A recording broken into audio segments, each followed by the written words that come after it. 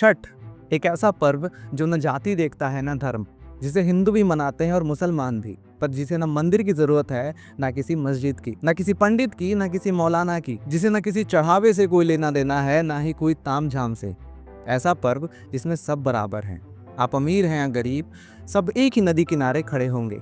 होंगे करोड़ों भगवान, यहाँ सिर्फ सूर्य है। होंगे लाखों धार्मिक ग्रंथ, पर यहाँ सिर्फ सूर्य है। होंगे अलग अलग धर्मों में पुजारी, मौलवी, पादरी, पर यहाँ सिर्फ सूर्य है। सिर्फ एक ऊर्जा जिससे हम आप सब हैं। यहाँ न सोने के बर्तन चाहिए, न ही घी के दिए, सिर्फ एक सूप और कुछ फल ही काफी है।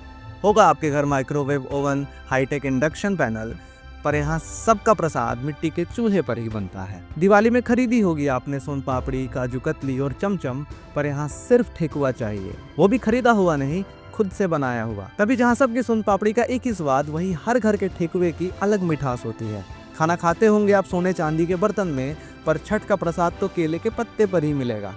मन रही होगी आपकी दिवाली बिजली के भरोसे और चाइनीज लड़ियों को सजा के, पर यहाँ बिजली की कोई जरूरत नहीं।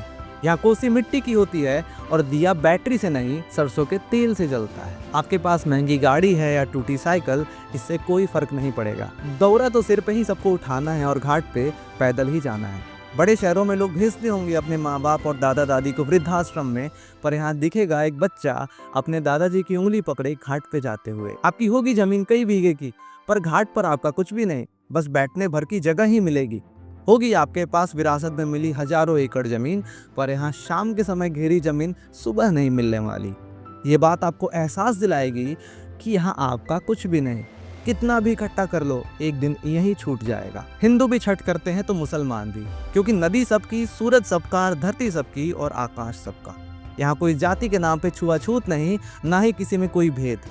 यहाँ सब एक है। यहाँ जिनकी आराधना हो रही है वो भी छठी मैया है, तो आराधना कर रही सबकी माँ भी छठी मैया है। आइए बिहार, देखिए छठ। जाति धर्म से ऊपर कोई त्योहार दिखेगा, अमीर गरीब बराबर दिखेंगे, और सबसे जरूरी चीज, धर्म के नाम पे कोई पाखंड करता नहीं दिखेगा। छठ में आप अपना पूरा जीवन देख सकते हैं। बचपन में भी इसी घाट पे आते थे, आज जिस भी अवस्था में है इसी घाट पे आते हैं। जीवन समाप्त होने पर भी इसी घाट पे आना है। इसी अग्नि, जल, धरती, वायु, आकाश में विलीन हो जाना है। और इसीलिए तो हम जन्म रूपी उगते सूरज को भी प्रणाम करते हैं, तो मृत्यु रूपी अस्त होते सूरज को भी प्रणाम करते हैं।